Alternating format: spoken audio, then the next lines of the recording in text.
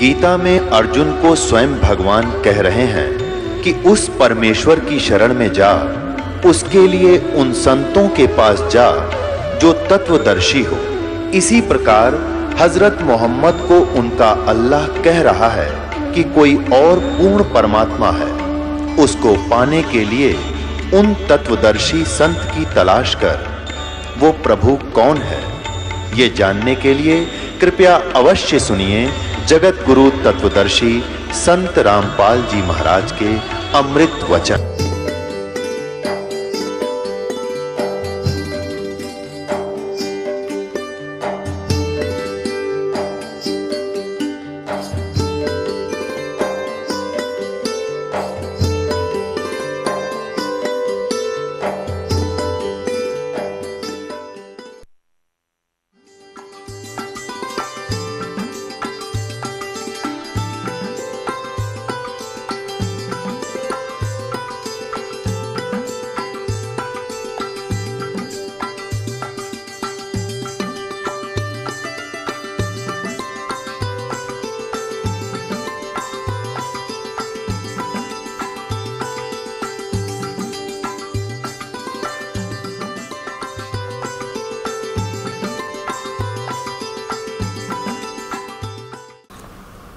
पुण्यात्मा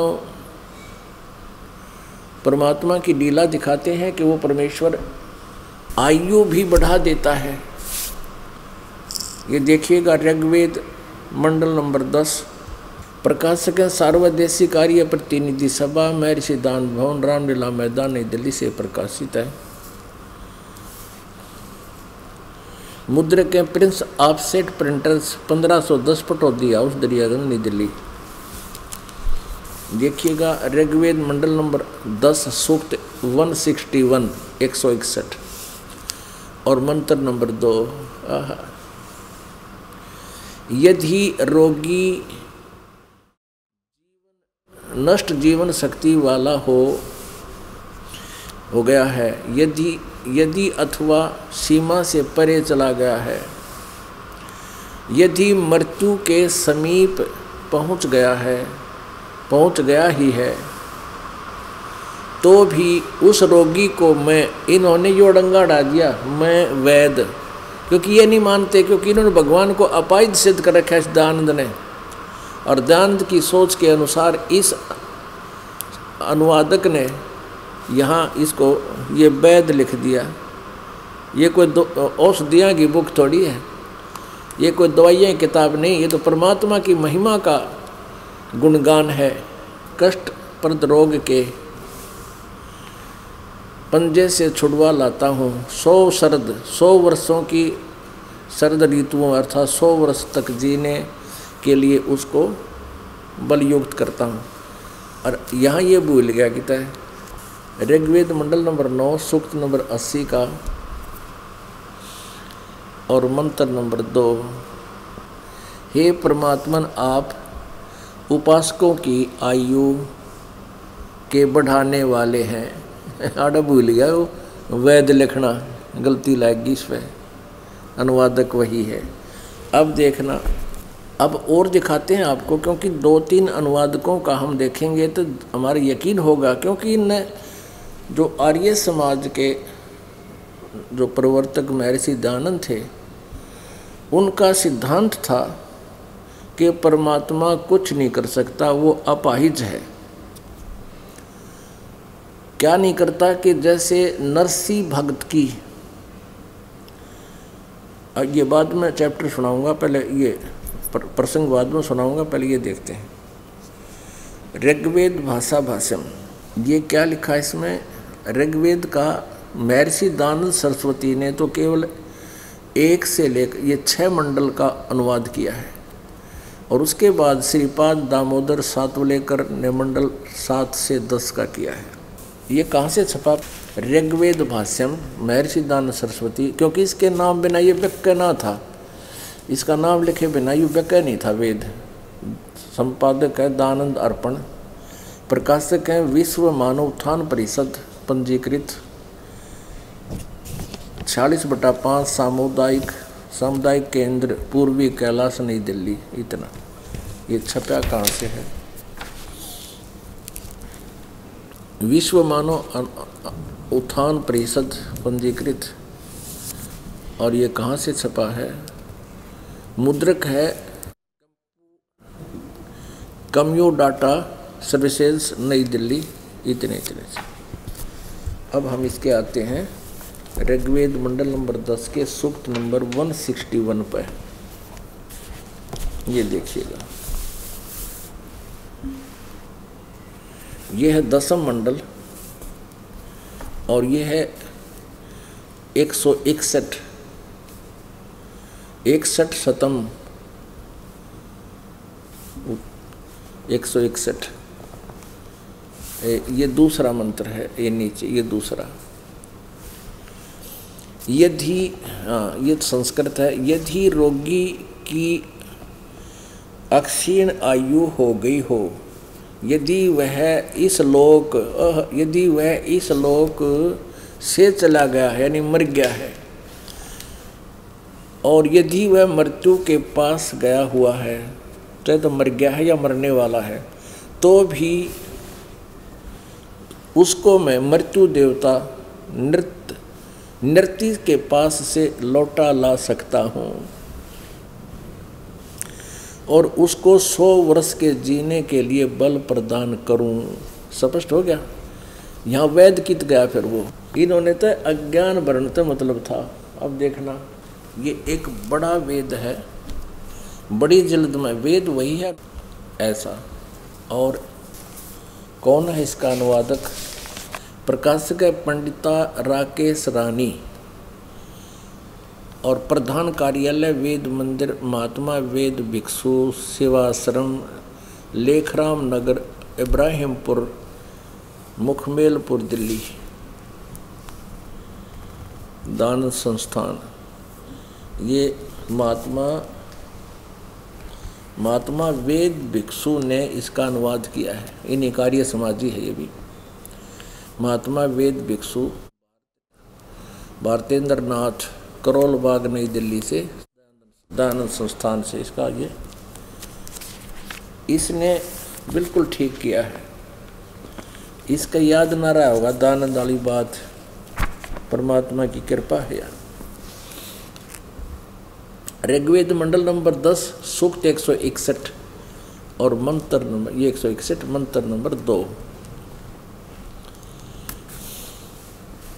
यदि किसी रोगी की जीवन शक्ति समाप्त हो, यदि वह सीमा से भी परे हो गया है, इन्होंने कुछ थोड़ा बहुत उलझाने की चेष्टा की है, उससे बीच वाले ने स्पष्ट कर दिया, यदि वो मृत्यु उस परलोक चला गया हो, सीमा से पार परलोक चला गया है, यदि वह मृत्यु के सन्निकट या निकट मरने वाला हो, चाहे मर कर दूसरे लोक में चला गया है, तो भी उसे मैं भारी कष्टपद रोग के पंजे से मुक्त कराऊं तथा उसे 100 वर्ष यानी 100 वर्ष के जीवन हेतु बल संपन्न करूं।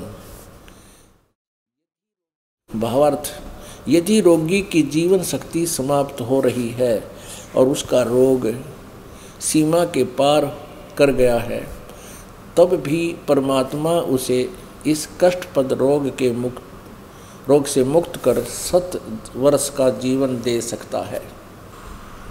पुण्यात्माओं,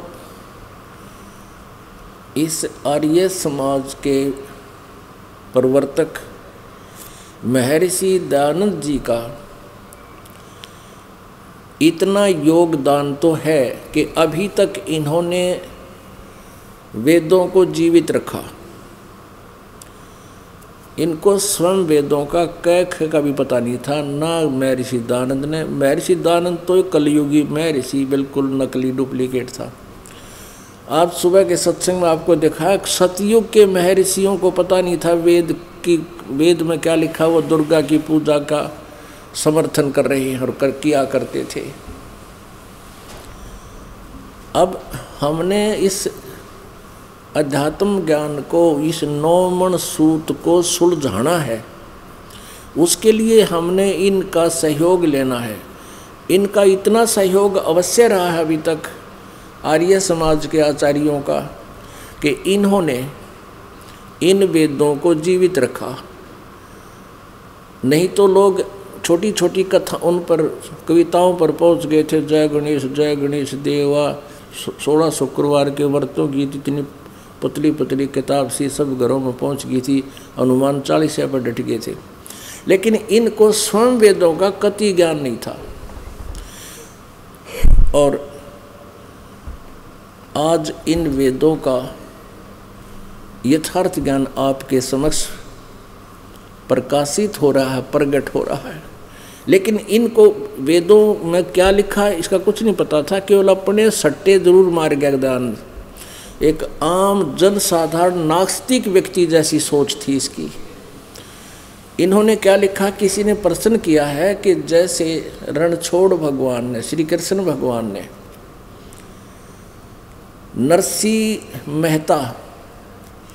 नरसी सेठ की हुंडी कैश कर दी थी।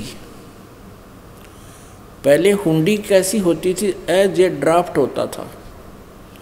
एक सेठ को किसी नगर में राजा की तरफ से मान्यता प्राप्त होती थी उसके संपत्ति के हिसाब से कि वो इतने रुपए के ड्राफ्ट बना सकता है। उनको हुंडी बोला करते। दूर देश में जाने वाले व्यापारी लोग वो पैसा उसके पास जमा करा जाते थे और जिस नगर में जाते थे उस नगर के सेठ के नाम, जो जिसको वहाँ के राजा ने उसको भी नॉमिनेट किया होता था। सबकी लिस्ट सबके पास होती थी, सरकारी तौर पर उनको प्राप्त होती थी।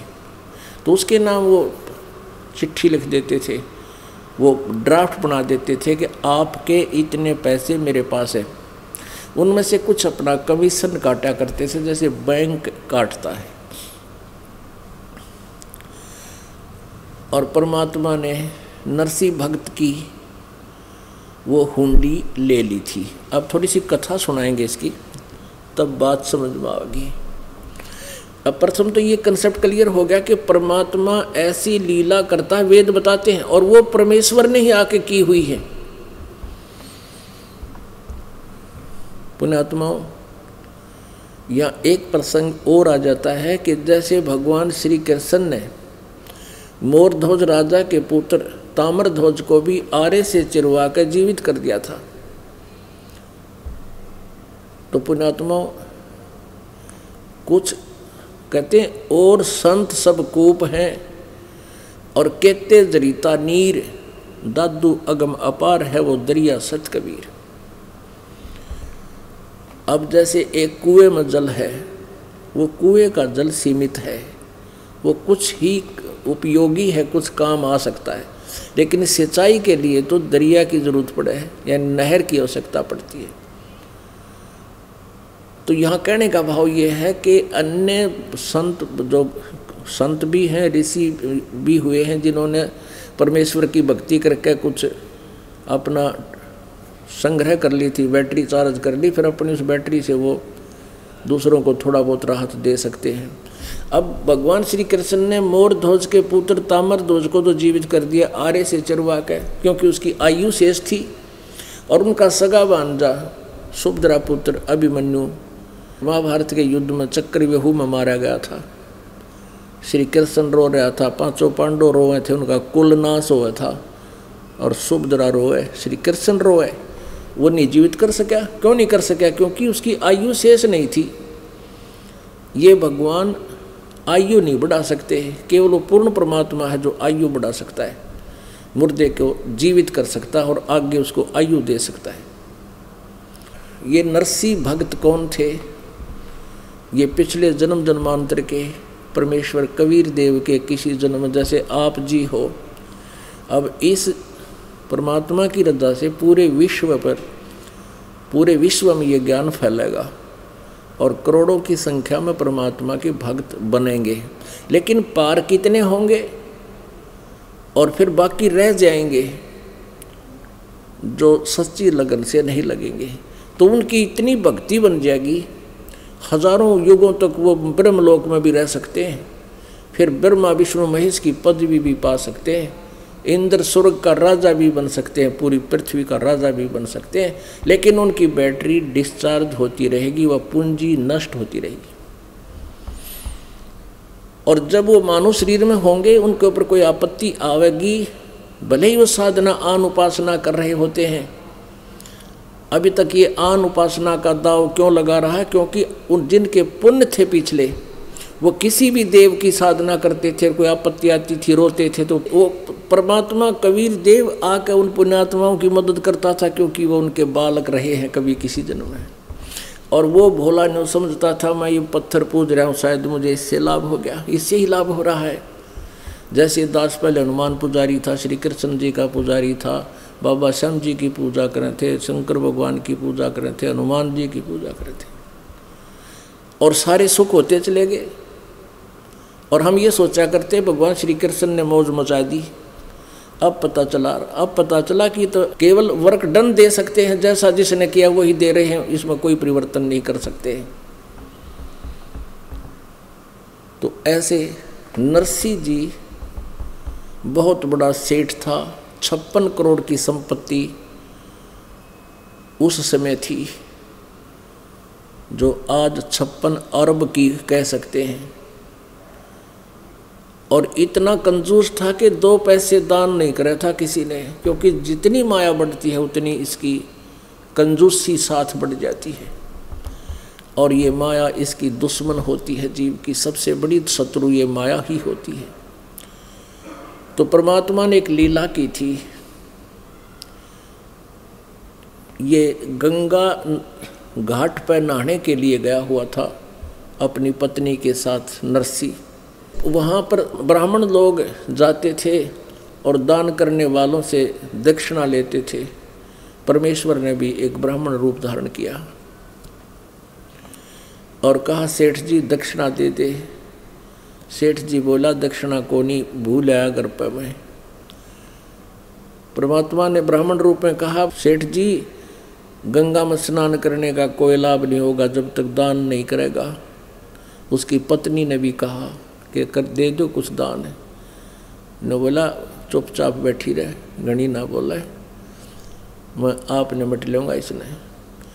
आखिर में ये कहने लगा वो सेठ के ब्राह्मण पैसे भूल आया मैं घर पर, यहाँ लाया को नहीं। तो कहने लगा भाई उधार कर ले। भगवान बोला उधार कर ले। अब सेठ बोला ठीक है उधार कर लेता हूँ। बोल कितना दान करेगा? 1 टका दूंगा। 1 टका चल 1 टका दे दे। पक्की जबान पक्की जबान। अब पैदल आते थे पहले, और वो भी तो खासकर कंजूस था, 2 पैसे खर्च नहीं करना चाहता था। घर आया, गंगा का स्नान करके घर में प्रवेश किया था, जाकर गठड़ी रखी थी। इतने में ब्राह्मण रूपधारी परमात्मा ने दस्तक दे दी। नौकर आए और नौकरों ने कारण पूछा कौन हो, कहाँ से आए हो, क्या उद्देश्य है सेठ से मिलने का। परमात्मा ब्राह्मण रूपधारी ने कहा कि भी सेठ जी ने मेरा 1 टका उधार कर रखा है, दान करना था, और याद दिलाइयो सेठ जी कहे कि ब्राह्मण आया है। नौकरों ने जाके कहा कि जी एक ब्राह्मण आया है, आपने कोई टका दान करने की कह रखी होगी। अब नरसिंह ने सोचा भाई यो अच्छा व्यक्ति साथ आ लिया। सेठ कहने लगा अपने नौकरों से ये कह दे ब्राह्मण को कि सेठ जी की तबीयत ठीक नहीं है, थक गए हैं, बुखार बन गया है, जबर है, और ठीक हो जाएगा जब दे दूंगा, स्वस्थ हो जाऊंगा तब दूंगा। नौकरों ने ऐसा ही उत्तर दे दिया। ब्राह्मण कहने लगा ठीक है मैं यहीं बाग में लेट जाता हूँ, स्वस्थ हो जाएंगे तब सेठ जी मैं अपना दक्षिणा लेके जाऊंगा, बार बार नहीं आया जाता। अब नरसिंह का बाग था, उसी में परमात्मा ने बिछा लिया बिछौना और लेट गए। अब 1 दिन हो गया, 2 दिन हो गए, 3 दिन हो गए। सेठ जी माए टट्टी पेशाब करे, उड़े बना रखा खड्डा एक उसमें डाल दे। अब तीसरे दिन भी उसने फिर कहा, जाकर फिर दस्तक दे दी कि क्या मेरा टका भाई कहो, सेठ ने मेरे दक्षिणा देवे। सेठ ने कहा नौकरों से ये कह दो कि सेठ जी की मृत्यु होगी।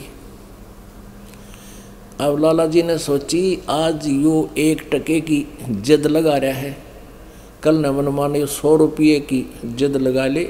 इसने तो रास्ता पा गया हैं, इसने तो सटराई कर दी मैं भी दूं नहीं टका इसको। अब सेठ के बारे में कह दिया नौकरों ने कि सेठ जी की मृत्यु होगी ब्राह्मण, आप जाइए, हमें बड़ा शौक है। ब्राह्मण वेशधारी परमात्मा बोले भाई मेरा तो यजमान है ये, और बड़ा दुख हुआ, मृत्यु होगी, लेकिन अब तो अंतिम संस्कार करा के ही जाऊंगा। अब फिर बैठ गए वरने आगे। अब सेठ जी को जब संदेशा मिला कि उन्होंने ये उत्तर दिया है,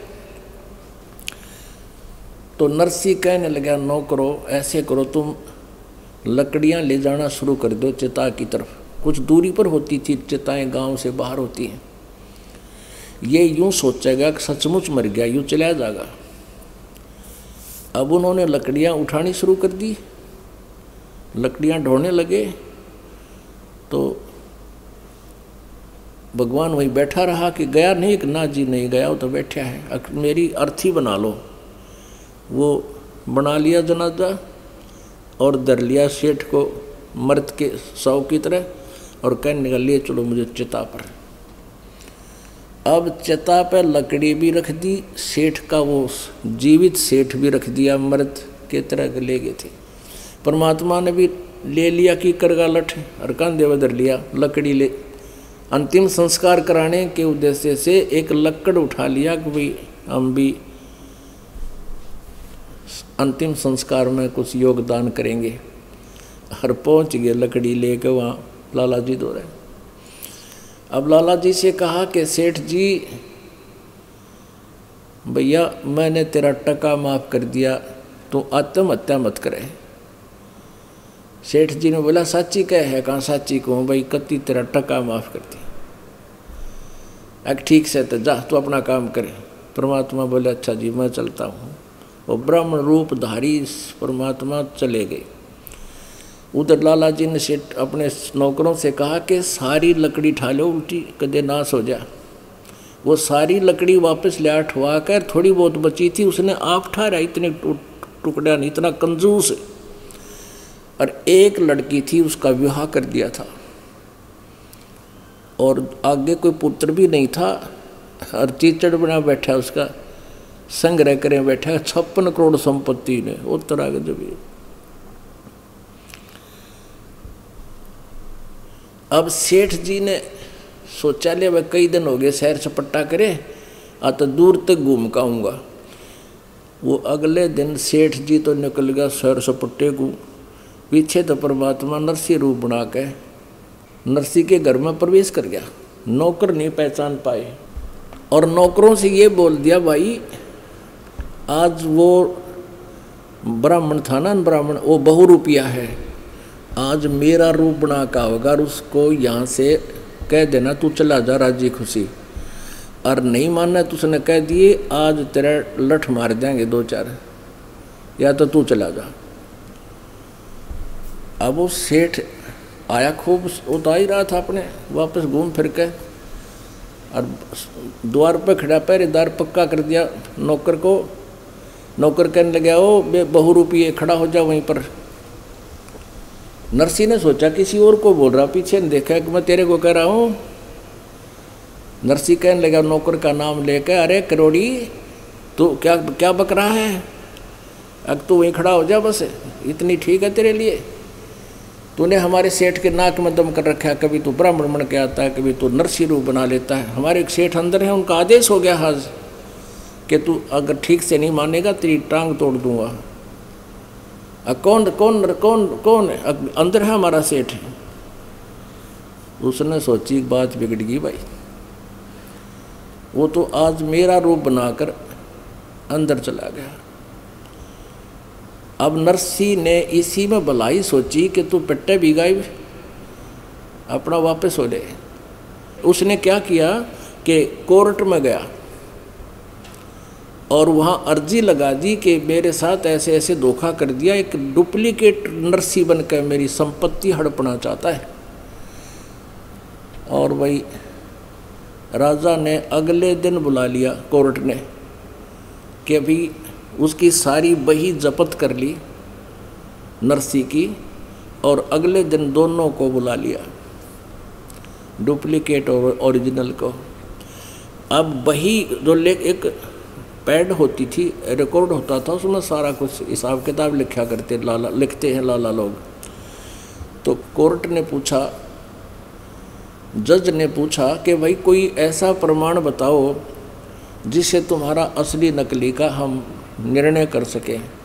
इस बही में ऐसी होती थी वह बही, इस नोटबुक में कोई ऐसा प्रमाण बताओ जिससे हम निर्णय कर सकें। अब जो ओरिजिनल नरसी था उसने बता दिया जी मैंने लड़की की शादी करी थी उस सम्मत में, और इतने बात के आए थे, इतना मेरा खर्चा हुआ था, एक मकान बनाया था उसकी भी डिटेल लिख रखी है, ऐसे ऐसे इतना इतना हुआ था। और बता भाई, और तो मेरा याद नहीं।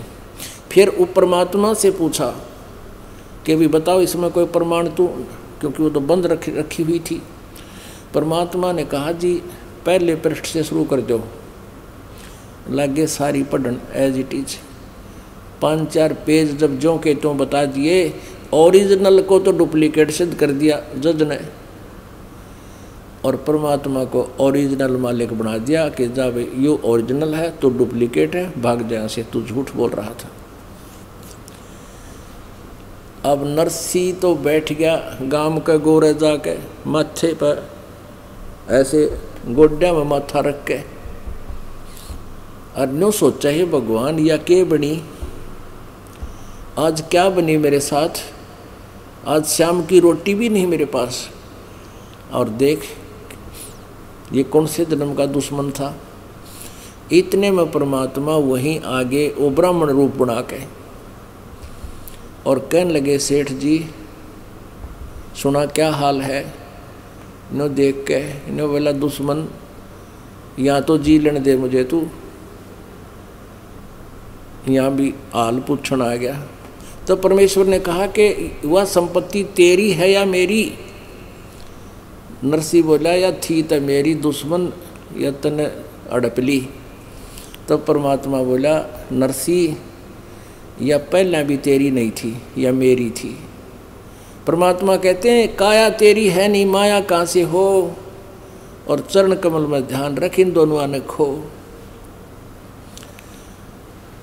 तो परमात्मा ने 2 घंटे उसको प्रवचन किए और कहा भाई मैं साधु संत फकीर हूँ, तेरे हित के लिए तुझे ये ज्ञान और ये लीला मैंने की है। तेरी तो दुश्मन से या माया, अरे तू क्या कर इकट्ठे, तूने एक नरक इकट्ठा कर रखा है, अपना भविष्य बर्बाद कर लिया उसका, और कुछ दया दाता है कि पिछले संस्कार अंगड़ाई लेते हैं। तब नरसी बोला भगवान अब के बने मेरे थे कि भी एक शर्त पर तुझे सारी संपत्ति दे दूंगा, जब तू इसने दान कर दे अपना बोझ हल्का कर ले, पाप कम हो जाए तेरे। नितन तो नरक डो लिया बेटा। नो बोला जी एक बार दया कर दो, सारी कर दूंगा कल्याण, इतना खुल गई मेरी। ऐसे ही कर दिया गया। नरसी ने सारा भंडारे कर दिए, गरीबा में बांट दी, यानी वह कति हुर फुर कर दी सारी। जंगल में जाकर बैठ गया और वहाँ एक झोपड़ी डाल ली, पति पत्नी दोनों रहने लग गए। अब गरीब आदमी के पास कौन आएगा नगर का, 15-16 अंधे थे, अंधे आसपास के उस नगर के सब मिलकर वहाँ आ जाते, परमात्मा की चर्चा करते, नरसी का दिल डांटते और कहते नरसी वो साधु संत नहीं था भाई, वो भगवान था, और तेरी आँख खोल गया। नरसी बोला भाई कति आँख खोल गया, मैं तो नरक डोऊ था। ऐ तेरा गजब भैया, ना मेरा आगे ना पाछे, बेटी थी शादी कर दी, ये सारे जो है ना मेरे कुल के लोग बांटो और गधा मैं बनूँ। अब क्या होता है, एक दिन 4 संत आ गए और उन्होंने द्वारका जाना था। नरसी से कहा, क्योंकि पहले नरसी का बोलबाला था, उसकी हुंडी चला करती थी, फिर वो हो गया कंगाल, हुंडी उसकी रिजेक्ट होगी, उस लिस्ट से निकाल दिया। वो संत गांव में आए और पूछा भाई नरसी कहाँ है, कि नरसी तो भाई बाहर जंगल में बैठा है, झोपड़ी डाल रखी है। क्या काम था, कि हमने हुंडी बनवानी थी। तो नगर के लोग भी मजाक करा कर भक्तों के साथ विशेष कर, ये दुर्भाग्य होता है, और अपने नगर के वाले के साथ तो और ज़्यादा। तो उन्होंने मजाक कर दिया कि नरसी भाई हुंडी तो बनावे है पर नखरे करे आजकल, आप वहाँ जाओ नरसी पर हुंडी बनवा लो, लेकिन नटेगा वो जाते ही, पर तुम करड़े हो जाइए जो बनाओगा। अब वो वहाँ गए चारों भक्त, उन्होंने कहा लाला जी हमने द्वारका जाना है, भगवान के वहाँ तीर्थ यात्रा करके आवांगे, 500 रुपये हमारे पास, इनको तू हुंडी बना दे, रास्ते में कोई चोर चुरा ले, बदमाश खोज ले, छीन ले हमारे थे। अब नरसी कहने लगा महात्माओं मेरी हुंडी रिजेक्ट हो चुकी है, अब मैं हुंडी नहीं बना सकता। चारवां की तौड़ी चढ़ गई, कहने लगे तू सचमुच नगर वाले ठीक ही कह रहे थे, तू आज पहले वाला नरसी नहीं रहा, तेरा दिमाग खराब हो गया है, तू साधु संतों के साथ मजाक करता है। अब नरसी भी जान गया कि इनकी तो भाई चाबी भर रखी किसी ने, और ये इसे आकर तो ये कैसे मनमानी शराब दे दें। कहने लगे महाराज नाराज ना हो, लाओ 500 रुपये। वो 500 रुपये धरे रखे थे, लेकर कागज़ लाओ, वो कागज़ ले आई और लिख दिया, क्योंकि वो श्री कृष्ण का पुजारी था, ये नरसी श्री कृष्ण का पुजारी था। अपने आत्मा हम भी श्री कृष्ण के पुजारी थे, लेकिन ये पता चला हमारा तो साथी पहले भी वही था, अब तो आंखें खुल गई, मोतियाबिंद खत्म हो गया हमारा अज्ञान का। तो उसने श्री सांवल शाह नामक सेठ, सांवरिया सेठ, यानी कृष्ण, काला कहो चाहे कृष्ण कहो, कृष्ण माने काला होता है और सांवला माने भी काला होता है। सांवल शाह यानी सांवल सेठ के नाम टूदा जैसे रखा ना, उसके नाम हुंडी बनाया कर उसी तरह बना दी और कह दिया कि आपके 500 रुपये मेरे पास सुरक्षित हैं, आप इन महात्माओं को 500 रुपये प्रदान करने की कृपा कीजिए। साधु संत ले गए उस ड्राफ्ट को लेकर, द्वारका पहुंच गए। उधर से नरसी ने 500 रुपये का भंडारे का सामान मंगा लिया, दाल चीनी चावल आटा नमक मिर्च सब्जी तो सब मिला के, और उसका भंडारा कर दिया, भोजन करा दिया भक्तों को, साधु संतों को, गरीबों को। अब वहाँ जब वो पहुँचे चारों संत महात्मा भक्त, उन्होंने वहाँ पूछा द्वारका नगरी में जाकर कि भी यहाँ कोई सावल नाम का सेठ है। सावल नाम का कोई सेठ तो नहीं है, पर काम क्या है आपका? कि हमने हुंडी कैश करानी थी। किसकी बनाई हुई है? उन्होंने बता दिया कि वो सामने एक हुंडी उसकी चलती है, उसके पास जाओ। वो सेठ के पास गए, उस सेठ ने देखा कि ये तो नरसी की हुंडी है, नरसी की हुंडी नहीं चलती है, रिजेक्ट हो चुका है, देखो ये लिस्ट में लिखा है, तुम्हारे साथ धोखा कर दिया महात्माओं। वो तो ठग झूठा कपटी आदमी हो गया। अब वो महात्मा न्यों कहे भाई ऐसा आदमी तो नहीं लगे था, उनका ना जचिया बात, वो आदमी झूठा कपटी है, पर हमने घना जोर दे दिया और वापस जावांगे, हमारे 500 रुपये पावेंगे उसके पास रखे हुए। उसने डरते ने लिख दी होगी, लेकिन अब कैसे गुजारा करें? 2 3 4 10 20 सेठों को से पूछा, सब ने यही जवाब दिया। नगर से बाहर जाकर और उस समुद्र के किनारे बैठ गए और माथे माथर मार लिया, कर लिया अनु। उधर से नरसी ने देखा अपनी दिव्य दृष्टि से कि परमात्मा ने आके भक्तों को पैसे दिए या नहीं। देखा कि वो तो मायूस हुए बैठे हैं। तब उसने सोचा कि गलती बन गई हमारे से, परमात्मा आए क्यों नहीं। अपनी पत्नी से पूछा कि जो 500 रुपये का सामान आया था, आटा नमक मिर्च जो भी था, चावल चीनी दूध, वो कोई बचा तो नहीं है? उसकी पत्नी ने कहा कि और तो कुछ नहीं बचा है, केवल पलोथन बचा है। पलोथन, पलोथन क्या होता है? जैसे रोटी बनाते समय सूखा आटा थोड़ा सा रख लेते हैं अलग से, और उसमें लोई बनाकर उसमें ऐसे दोनों तरफ सूखा आटा लगाकर ऐसे पोया करते हैं ताकि वो हाथों का ना चपके। तो वो पलोथन यानी वो थोड़ा सा सूखा आटा बचा हुआ था। नरसिंह बोला इसकी रोटी बना। वो रोटी बनाई तो 4 रोटी बनी उसकी। उधर से परमात्मा ने लीला की, एक राह चलता महात्मा साधु रूप बना के द्वार पर खड़ा हो गया। कहने लगा भाई भूख लगी है। कुटिया के सामने, झोपड़ी के सामने खड़ा हो गया।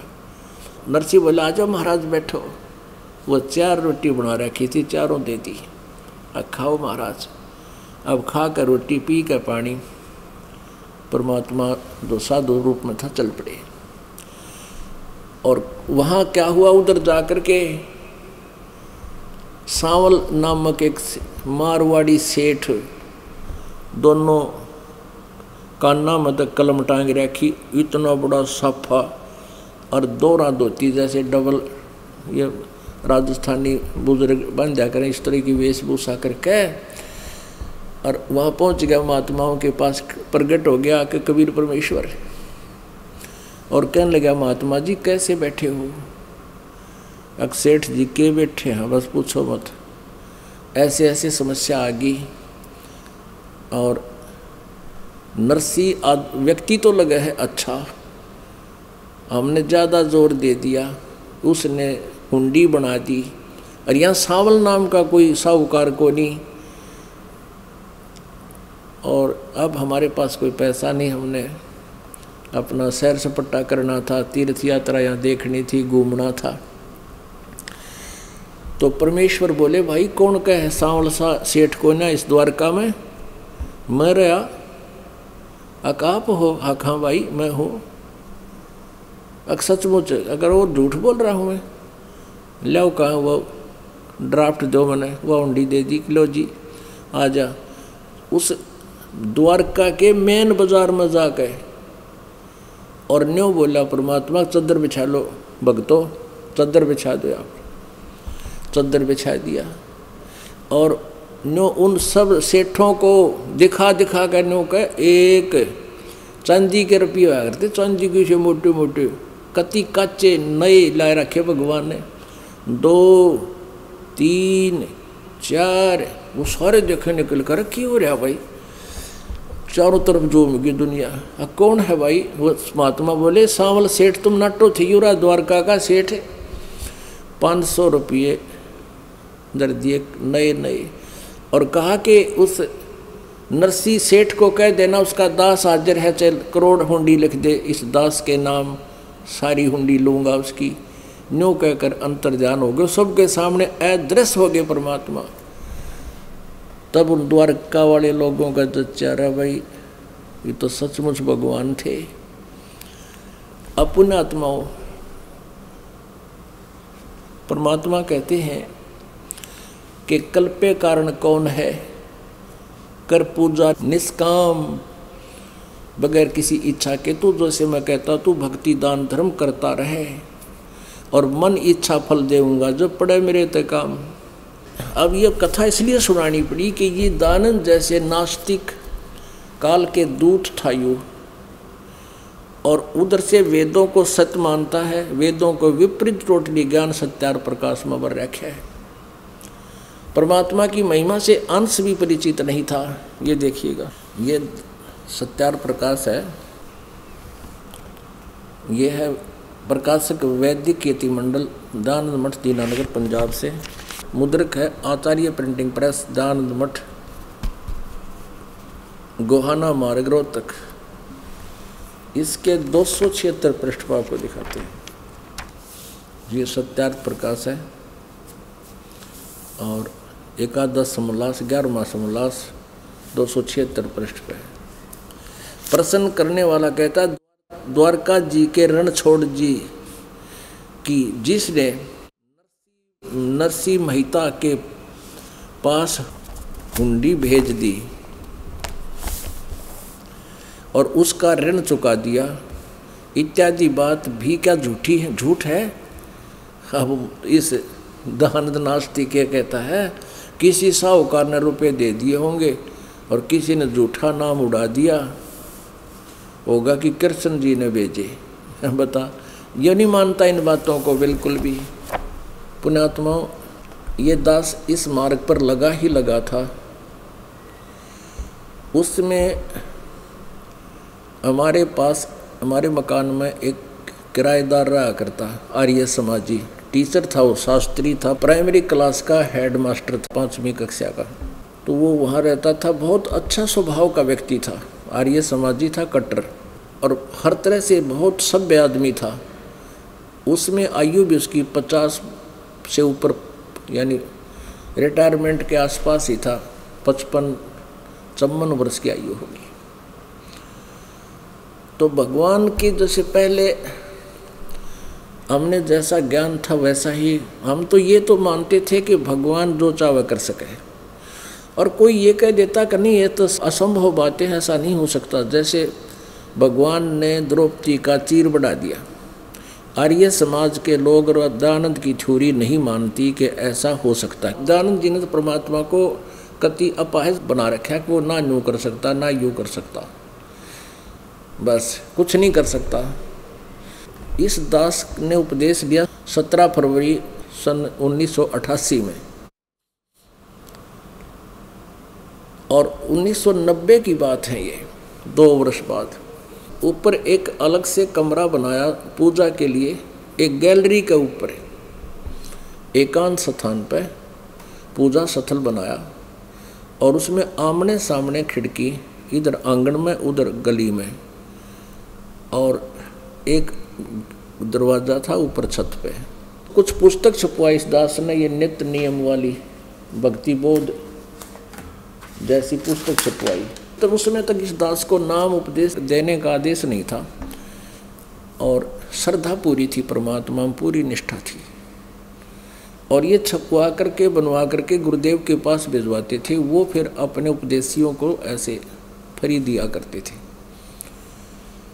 तो गुरुजी ज़्यादातर पंजाब में रहते थे, और यहाँ छुड़ानी आते थे, केवल वहाँ समागम होता था, वर्ष में 2-3 बार वो आते थे।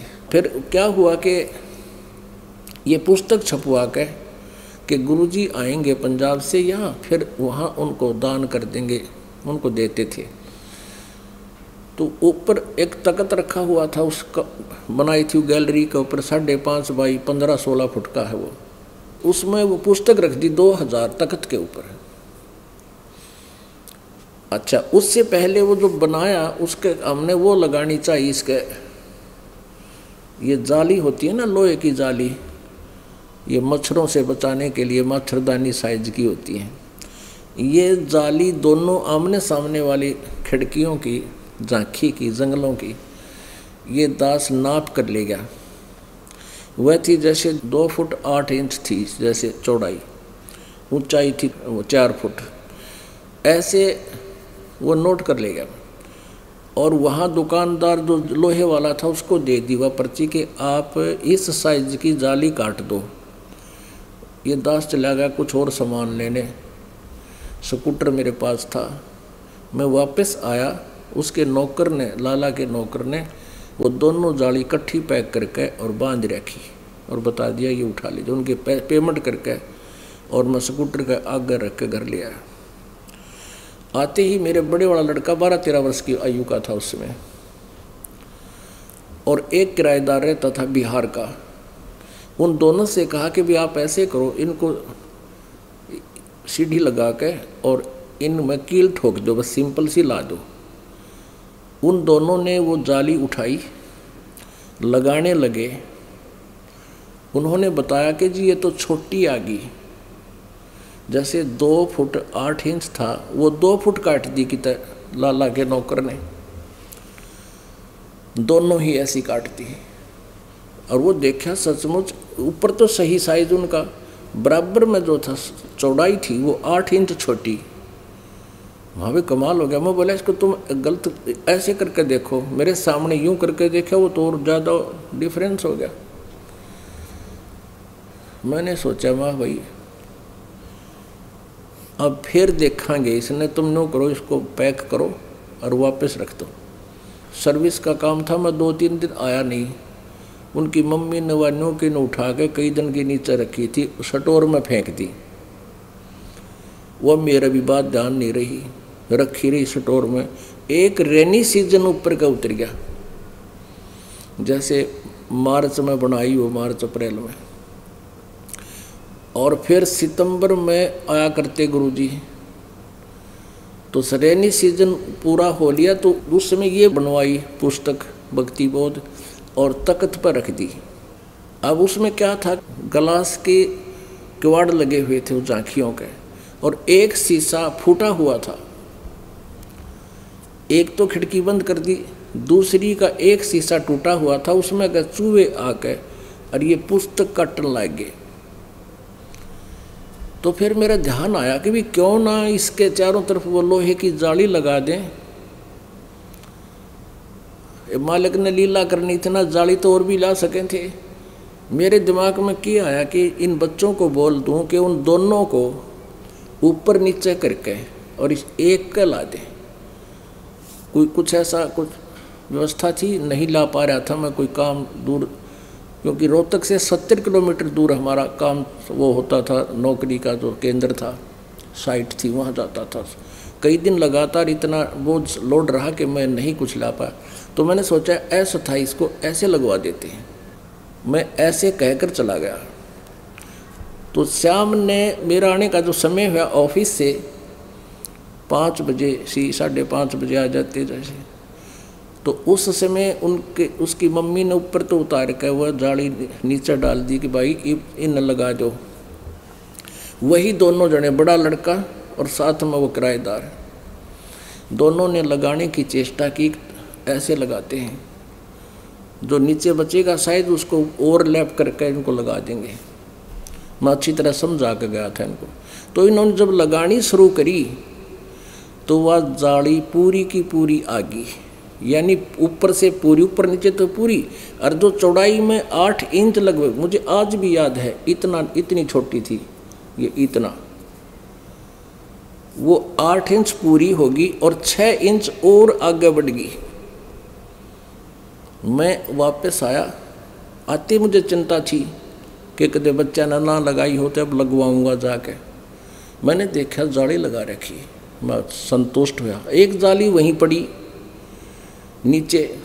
मैंने इनकी माँ से पूछा कि ये जाली कोई और ले आए के बालक? वो कहने लगी नहीं, ये वही थी जो मैंने ऊपर फेंक दी थी ये, और मैंने ही उतारी। उससे पहले और कोई किसी झांकी जंगले का जाली ऐसी हमने लुआ भी नहीं रखी थी। तो मैं असमंजस में पड़ गया कि ये मजाक कर रहे हैं मेरे साथ। मैंने कहा वो लड़का कहाँ है? कि वो अभी लगा के खेलने गया है, वहीं खेत से थे उधर खेला करते बच्चे। मेरे पर नहीं डटा गया। मैं कहा ना, जची नहीं गया बात है। मैं सोचा ये और लाया होगा, मैं बदलवा तो नहीं लाए ये। वो कहने लगी इसकी माँ कि यो किसका बदलवा था। मैं 2 घंटे से कह रही थी भाई इस जाली ने लगा दो, तेरा पापा होगा फिर तुमने धमकाओगा। ईब आपके आने तो पहले 10-20 मिनट पहले ला के खेलन गया। मैं लिया इसने बुला के, मेरा इसकी बात भी ना जची। बच्चे थे ये, भक्ति में पहले से ही लगा दिए थे, छोटे ही लग गए थे ये। मैंने इससे कहा मेरे सिर पर हाथ रख, क्या बात होगी, क्या बात होगी पापा? माँ भाई कबीर परमात्मा की कसम खा, सच्ची बोलेगा कि सच्ची बोलूँगा कि जाली तुम बदलवा के लाए हो? अक नहीं, मेरी मम्मी ने उतार कर डाली थी, ये वही है। मैंने वो किराएदार बुलाया, वहीं था वो फैक्ट्री में लगा हुआ था, नव भारत फैक्ट्री है एक नट्स बोल्ट्स की, वो वही किराए पर रहता था। वो बुलाया, मैंने कहा भाई सच्ची बताइए ये क्या कि आंटी ने उतार कर रखी थी मेरे सामने ही, ये वही जाली है? मैंने इनको कहा कि ये जाली वही थी जो पहले छोटी थी। फिर उनका ध्यान माई को हो, ये तो छोटी थी और यह एक का पूरी कैसे होगी? वो कहते पता नहीं। अब दोनों बच्चों की गवाही वो फाइनल होगी, क्योंकि मैं भी बेसिक भगवान का भगत था, लेकिन इन अज्ञानियों ने पैरेलल ये अज्ञान साथ रखा हुआ था कि ऐसा नहीं हो सकता। तो उस अज्ञान आधार से भी इतना जो ना चतुर हो गए थे हम, मन मान नहीं रहा था कि ऐसा हो गया होगा, लेकिन वो हो गया। पुण्यात्मा उस दिन के बाद इस दास का जीवन बदल गया कि परमात्मा जो चाहे सो कर सकता है। लोहे की जाली 14 इंच बढ़ा दी, थोड़ी भी नहीं। अब मेरी तो खुशी का ठिकाना नहीं रहा। उस दिन के बाद ऐसा हो गया जैसे सीमेंटेड, यानी इतना विश्वास मालिक में जाग गया। और उधर से इस दास के मन में आया कि ये जो आर्य समाजी टीचर है, ये बहुत अच्छा स्वभाव का, बहुत अच्छी तरह बात करता था, बहुत अच्छा सुलझा हुआ व्यक्ति लगे था। भक्ति का डिस्कशन होती थी उसके साथ। तो वो कहता था, हम जिक्र करते थे जी ऐसे ऐसे आज सत्संग में हमने ये सुना, परमात्मा ने ऐसा कर दिया, भगवान ने ऐसा कर दिया। वो इन्हों क्या करता, नहीं ऐसा कुछ नहीं हो सकता। नाम उपदेश से पहले भी दास उसके साथ चर्चा कभी करता था, क्योंकि आस्था थी भगवान में। तो वो कहता था कि नहीं ऐसा कुछ नहीं हो सकता, ये सब कहने की बातें हैं। तो मैं भी मान लेता था भी चलना होता होगा, पर आस्था भगवान में गणी थी। पर जब मेरे साथ यह बात बीत गई या घटना घट गई, मैं दास ने सोचा कि मेरी बात ने ये फाइनल मानेगा, और क्यों ना इस भोली आत्मा को भी आज विश्वास दिला दूं कि आप जो कह रहे हो वह बात ठीक नहीं। परमात्मा जैसे द्रौपदी की साड़ी बढ़ा दी, इस बात को तुरंत मना करा करता, नहीं ऐसा कुछ नहीं हो सकता। तो मैं भी असमंजस में पड़ जाता, भी ना होता होगा, लेकिन हमारे दिल से नहीं हटा थी कि भाई भगवान कर सकता है। पर अभी वर्तमान में कोई ऐसी घटना घटी नहीं, तो हम उनके विचारों को भी जुठला नहीं पावा थे। तो मैंने उसको बुलाया, अलग एक बैठक थी, अलग से कमरा था, वहाँ बुला लिया, बच्चे के हाथ आ गया, बैठ जाओ जी। तो मैंने उससे चर्चा छेड़ी। मैं कहने लगा, जी आप इस बात को मानते हो कि द्रौपदी का चीर बढ़ गया था? मैंने बोला, क्या बात करते हो, आप तो बुद्धिमान हो, एजुकेटेड हो, ये कभी हो सकता है? मैंने कहा, जी मैं बताऊँ आपने, मैंने तो एक प्यार से कहा कि देखो ये सामने जाली लगी हुई है, और ये लगभग 8 इंच तक छोटी थी, कम थी साइज में, 8 इंच पूरी होगी, 4-5 इंच ये और आगे है, 6 इंच के करीब, इतनी बढ़ गई, लगभग 14 इंच। एकदम लाल हो गया। ने बोला, कैसी बात करता है, मैं नहीं मानता इस बात को। यानी कहता प्यार तो बोला करता, और कति लाल हो गया, और कहने लगा, अब बढ़ा के दिखाओ मेरे सामने जो मानूं। मैंने बच्चों की मम्मी बुला ली, यो लड़का बुला लिया, वो किराएदार बुला लिया, भाई आ जाओ, आप बताओ कैसे हुआ। उन सारी कथा सुना दी। बोला, मैं नहीं मानता। अब मैंने सोचा भाई क्यों, अब इसके साथ ज़्यादा बहस की आवश्यकता नहीं। मैं चुप हो गया। अब मैं उसकी कैसे मानूं, पहले तो हम आकर दिया करता। अब उसने सोची भाई मकान मालिक रूस गया, और एकदम वो पैंतरा बदल गया, और मैं वैसे ही चुप हो गया। मैं भी के माथा मारे। कहने लगा, देखो आप तो इंजीनियर हैं, आप तो एजुकेटेड हैं, ये तो लोग भ्रम फैलाया करते थे, दुनिया को पाखंड में फंसाया करते थे ऐसी बकवास झूठ बोल करके। कहाँ द्रौपदी की साड़ी कभी बढ़ सकती है? मैं बताता हूँ महर्षि कैसे होते हैं। मैं नहीं बोला उसका हाँ ना ना, वो बोलता रहा। वो क्या बताता है कि महर्षि दयानंद जी एक बार योग अभ्यास कर रहे थे बंद कमरे में, और रसोइये ने दूध तैयार कर लिया। वो देखने गया था कि महाराज जी का योग यानी साधना अपने समाधि लगा रहा था कमरे में, कि क्रिया पूरी होली हो तो दूध पिला दूं। वो झांक के देखा, झांकी में के देखा तो क्या कर रहा था महर्षि दयानंद के जमीन से उठा, आसन पद्म लगा रखे थे, ऐसे आकाश में उड़ गया, और ऊपर छत के सिर लगा दिया, फिर नीचे आया, फिर छत के सिर लगा दिया, फिर नीचे आया, ऐसा 7 बार किया। और वो रसोईया भागा आया और लोगों के बुला कर ले गया, देखो महर्षि क्या कर रहा है। सब ने देखा, देखा, वो मुझे कहे देखा ऐसे होते महर्षि। मैं बोला फिर मैं भी, मैं कति झूठ, 100 की 100 झूठ, मैं तू करके दिखाई। न्यों कर लिया इसने, ना मैं करके दिखाई। तो बोला तू शाना बहुत हो गया, मैं तो जाए अपना काम कर, हो लिया तेरा मेरा फैसला। अब पुण्यात्माओं, ये कोई बात हुई? कहते हैं बिना विश्वास जो भक्ति करते हैं, भगवान पर विश्वास नहीं तो क्या भक्ति करे हो, ये तो व्यर्थ आपकी साधना। एक समय एक नगर में, एक गांव में 2 साधक थे। एक तो लगभग 40 वर्ष से साधना कर रहा था, बड़ी बड़ी दाढ़ी बढ़ रही, बड़े बड़े केस, एक गांव के जंगल में। और दूसरा अभी 4 वर्ष से ही साधक बना था, संत बना था, वो भी उसी जंगल के दूसरे कोने में बैठा था। एक देवदूत आया करता और वो देवदूत पहले दोनों से मिलता था, भगवान की चर्चा करता था, बड़ी अच्छी तरह समय व्यतीत हो रहा था। दोनों ही भगवान की महिमा खूब सुनाया करते थे और सुना करते थे देवदूत से। एक दिन भगवान के पास जाकर देवदूत ने कहा कि भगवान, एक नगर में आपके केवल 2 भक्त हैं, बहुत अच्छे भक्त हैं,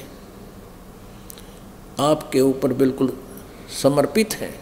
भगवान ने कहा देवदूत, उनमें से एक ही भक्त है, दूसरा तो वैसे ही अपना टाइम पास कर रहा है, वो भक्त नहीं है। अब देवदूत ने सोचा भगवान गलत तो नहीं कह सकते। फिर देवदूत बोला जी हाँ, वो होगा जो 40 साल से आपकी साधना कर रहा है। भगवान बोले नहीं, वो जो 4 वर्ष से लगा है ना, वो है भक्त, वो नहीं है। अब देवदूत असमंजस में पड़ गया, भाई वो तो बहुत अच्छे विचारों का आदमी है, और भगवान ने शायद समझण में फर्क रह गया। फिर बताया देवदूत ने, जी वो है ना जो इस साइड में रहता है, इतनी बड़ी बड़ी दाढ़ी है, बड़े बड़े केस हैं, और लगभग वो तो 60 वर्ष के आसपास है। भगवान बोले हाँ, उसी को कह रहा हूँ, वो भगत को नहीं, भगत तो दूसरा है।